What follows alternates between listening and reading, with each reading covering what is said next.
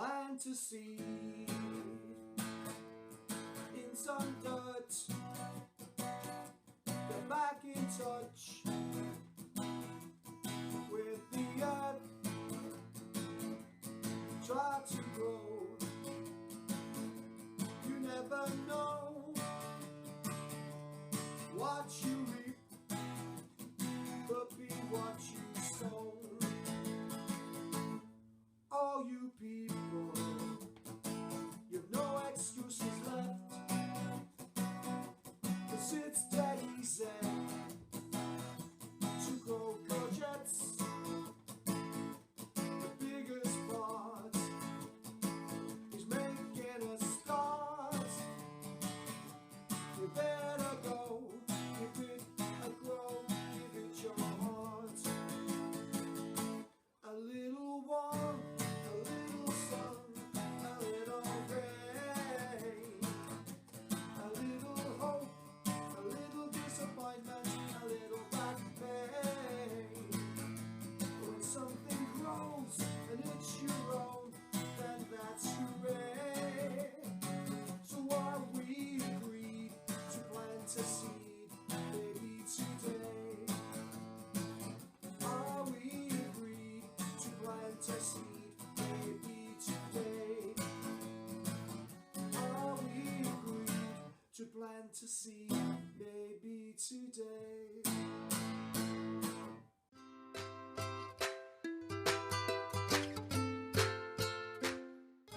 Hello, my name's Ian H and I'm a community food growing officer. I work for an environmental charity called the Prospects Foundation, and I'm here today to plant a seed and to show you guys a little bit about seed sowing. Seed sowing is a simple yet profound activity. It brings back amazing memories of childhood. If you've ever done it in childhood and planted something and watched it grow, there's a sense of wonder, and as an adult you can rediscover that sense of wonder. It's also a great way of getting cheap, accessible, organic veg at your fingertips. Even if you've got a windowsill or a small garden, you can still get involved in a little bit of this food growing malarkey, and I guarantee you that you'll have a lot of fun and be very fulfilled by it.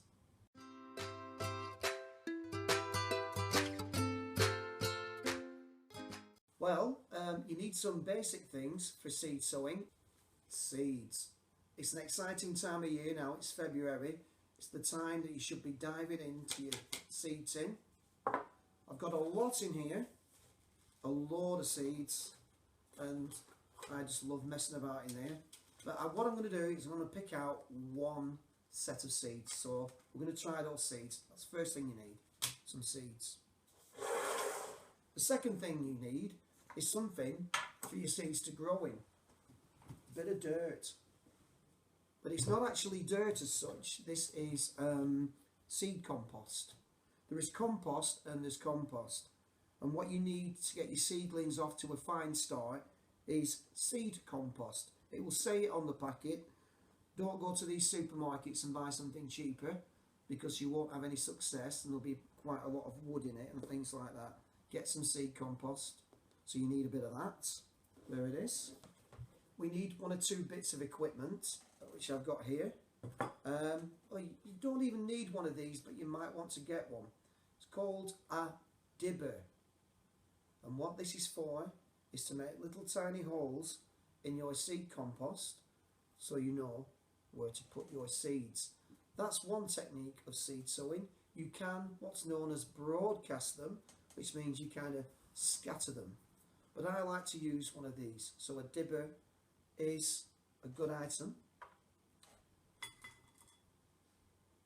A permanent marker or a pen. Why is it permanent? That's a good question.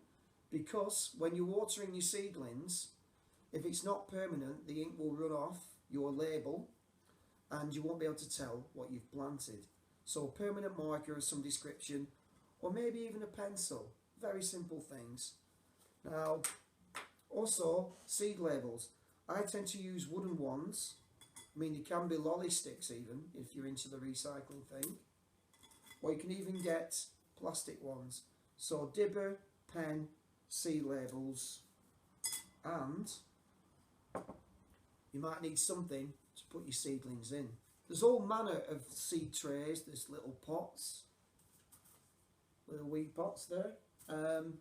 There's these things which are great. I like these. These are especially good for slightly bigger seeds than spinach. Maybe things like broad beans can sit in there very nicely.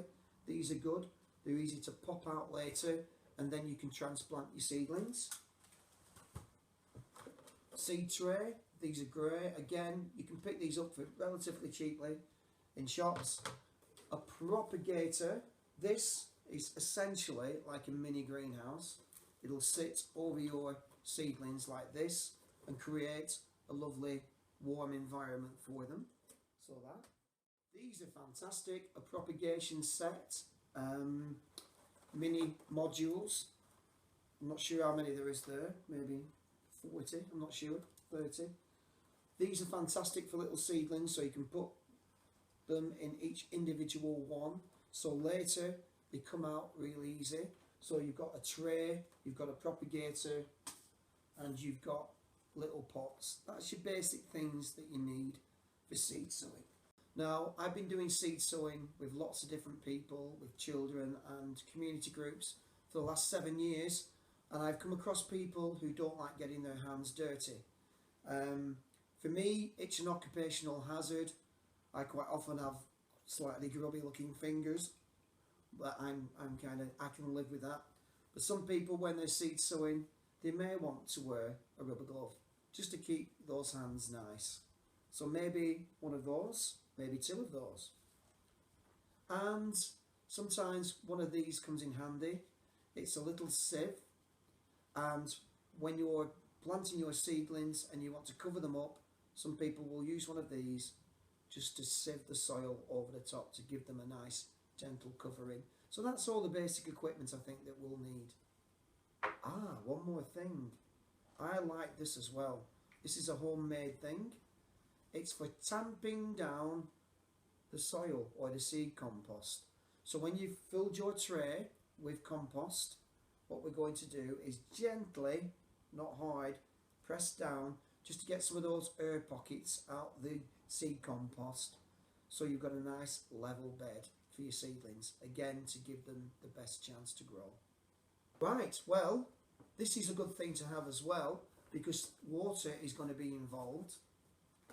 And I've just got a big tray here. You could call it a drip tray, but when you water seedlings, you don't want the water going onto your windowsill or wherever, so one of these as well. One more thing. I like one of these. Water and a sprayer. Seedlings are gentle things, and if you have a big old macho watering can, you can blast them a bit too much and it's too much water and it can knock them out. So I like to use one of these when I'm watering my seedlings for the first time. Treat them gently and you'll be rewarded. So we've got our basic equipment. Now on to seeds and the seed packets. Here's one. Now if I turn it round, you may see there's a lot of writing on instructions on the back of your seed packet. That is very important. What I've seen is this. Let's imagine that this is a seed packet. I've photocopied a real one, and you want to get into your seeds. I've seen people open seed packets a bit like that, and as you can imagine, it's a disaster because, oh my word, my instructions are now in 2 bits, and I might lose that bit, and my seeds might fall out. So it's just a funny thing. I have seen it done. Please open your seed packet very carefully. I would tend to do it like this. I sometimes give it a bit of a flick to make sure the seeds are falling down at the bottom of my packet, and then I'm going to gently open. There's an envelope bit at the top, at the bottom, and I'm just going to gently open it like that. No damage done, all the instructions are still there. We've opened the seed packet, there's some seeds inside. I think it's about time we started to sow them. Seed tray, I'm going to put that in here.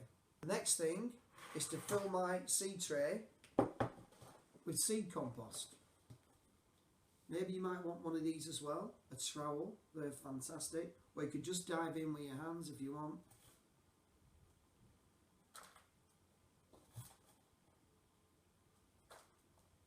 And this takes me back to perhaps playing in the sandpit as a child. It's just great messing around with dirt, it's fun. If you've got children, it's a nice activity to do with your children. It's just a beautiful, relaxing thing.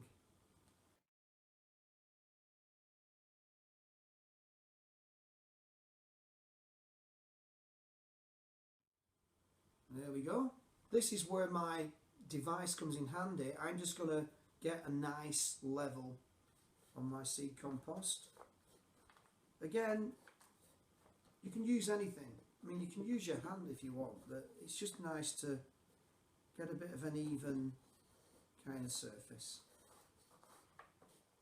So it's looking reasonably flat. There it is, flat as a pancake. It's looking good. Fantastic. Right. The dibber. Some people can use their finger, of course. I mean, whatever floats your boat, really. Or even a pencil. Anything that makes a small hole. What I'm going to do is make some little indentations in this seed tray where I'm going to place a seed.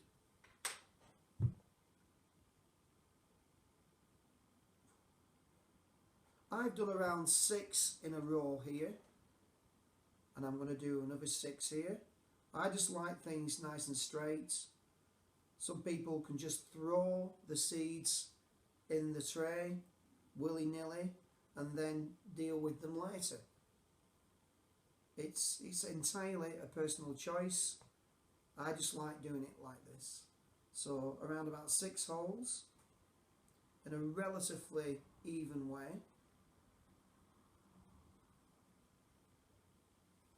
Relatively evenly. So I now have a seed tray with lots of holes in where my spinach seeds are going to be placed. Sometimes if I'm particularly dealing with very small seeds, and these are spinach seeds, these aren't the smallest seeds you get. Things like carrot seeds and lettuce seeds are minute, and sometimes when they're really small, a way of controlling the seed distribution is to get a little tweezer and pick up a seed and drop it into your little hole. That's just another little thing that I do, but not everybody does that.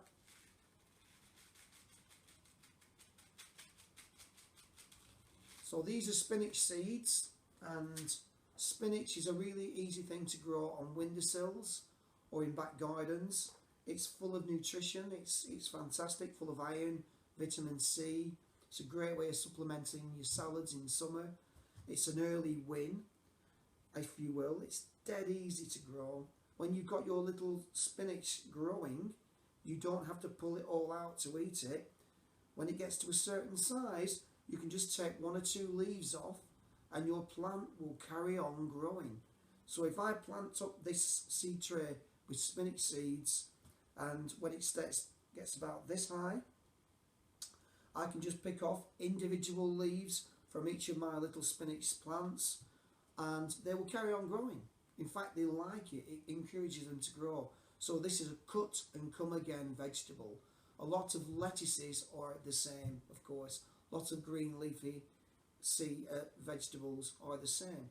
So, little seed, just pop it into the holes. It's really, really simple. And I must say, this is a very good way of relaxing and of just chilling out, yeah? So just drop those little old seedlings into the holes. Now, some people, to help the seeds germinate, will soak those seeds overnight in water. Because seedlings need 3 basic things to grow, and there they are. Warmth, oxygen and water equals a growing plant. So we're going to provide all those things for our little seedlings. So this needs to be in a warm place. A windowsill is ideal. As you can imagine, this will fit on a windowsill. So I've planted my little seeds. What I'm going to do now is just kind of cover them over a little bit. So you do this with every single seedling hole. Just knock a bit of the seed compost over the hole just to cover it. And what I'll probably do now is just kind of tamp it down a little bit so it's kind of covered.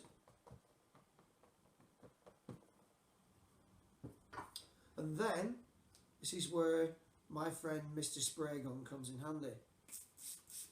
Just give those seedlings quite a good watering.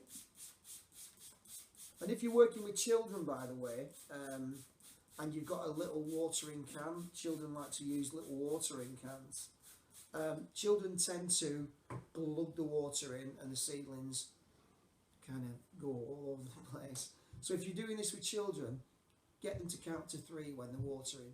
So you go 1, 2, 3 and stop. So get them to count to 3 and that's usually about enough water. So I'm just giving these seedlings a bit of a damping. I mean, also it's good to put water maybe into the drip tray as well, and you can stick your seedlings in there. You just want to get them started now.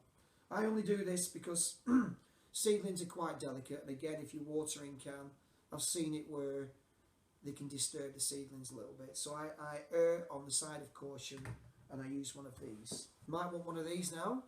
This is the blade, because what we're doing is we're making this warm. Seedlings need warmth to germinate. So I'll stick that on and jobs are good. But there is one thing you must always, always, always do, and it's a golden rule, is straight away when you're sowing seeds is write down what you've just sown. Now in this kind of seed tray I could have done 1 row of spinach, 1 row of beetroot, 1 row of lettuce, 1 row of radish, and so on and so on. And I need to remember where they are. So straight away, as soon as you've done your seed sowing, please do write on your label with something which is waterproof what they are, and very importantly too, put the date.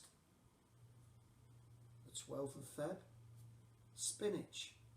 And what I would do then is make sure that this lives somewhere near this tray, if not in it. The date gives you an idea how long they've been there. Now, if nothing's happening in my spinach tray after 2 weeks, something's gone a bit wrong. Maybe the seeds were a bad batch, which is rare. Sometimes that can happen. Then I know that after 2 or 3 weeks, and again, you need to look at the instructions. Seeds germinate at different rates. Things like courgette seeds take a bit longer and they're a bit bigger. But these should take around 2 weeks to start showing themselves.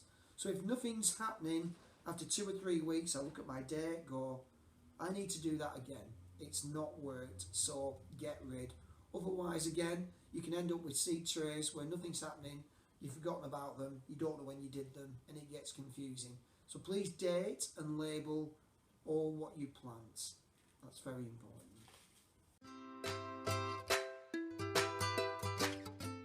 Okay, so we've gone through seed sowing, and there's just here I've got an example really of the different types of seeds which you'll come across when you're growing, and I just want to talk a little bit about that, just a little bit. Courgette seeds are bigger, they're a lot bigger than a lettuce seed, which I'm going to pick up with my tweezer. You won't be able to see this, but I can guarantee you there's one little tiny lettuce seed there. So the seeds which are different sizes. These are spinach seeds which we planted in our tray. They're between the size of a lettuce seed and a courgette. They're somewhere in between. And a beetroot seed which is like the size of a spinach seed. But there's just a general rule of thumb really. Things like the lettuce, which are tiny, you can plant them individually, and like I say, I tend to use tweezers for that.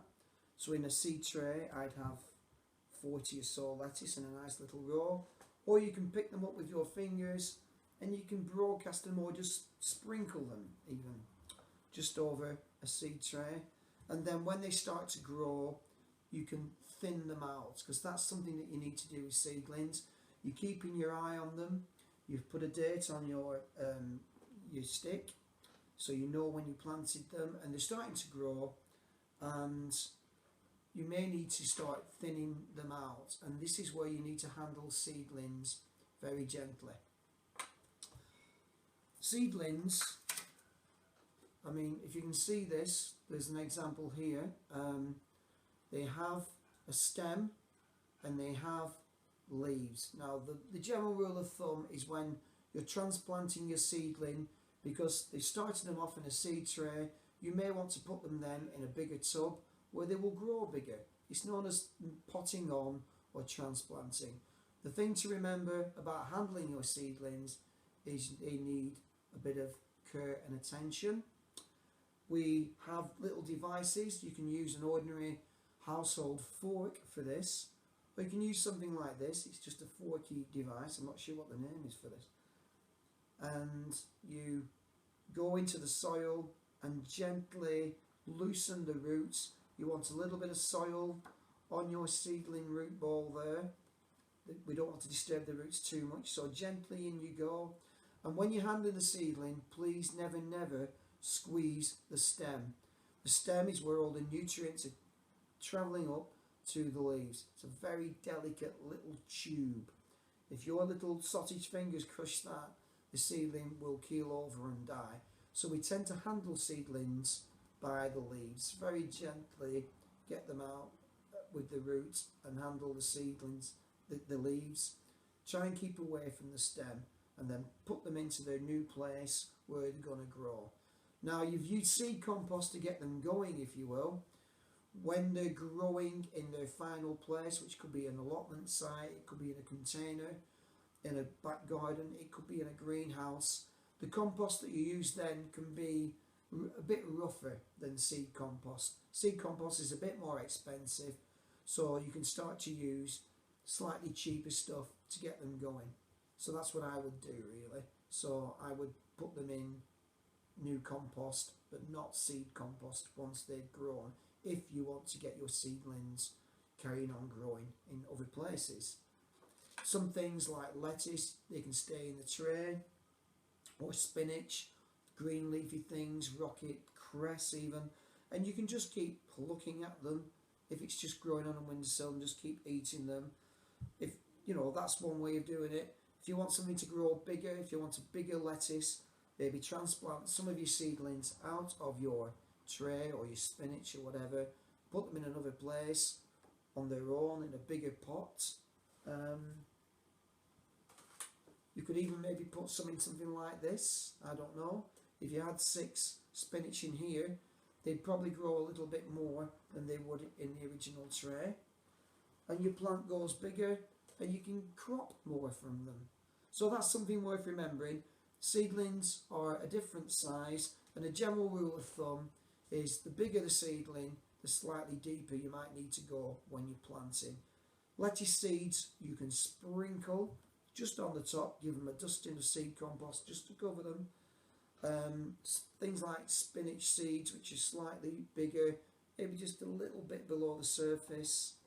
Something like a courgette seed, which is bigger, a little bit deeper again, maybe a fingernail's worth of depth. And when you're planting broad beans, which are even bigger, when you come across them, you need to put them a bit deeper as well. It's just kind of obvious, really. The bigger the seed, the deeper they go. And that's it, really. Handle them gently when you're moving them on, and you'll be rewarded with lots of fresh, grown yourself organic vegetables, and there's nothing better. I'm really hoping that I've made a little bit of sense here today. I want you to get going. The biggest thing is just to try and start. Don't worry if you make mistakes. We all make mistakes. Give it a go, give it a grow, and give it your heart. Thank you.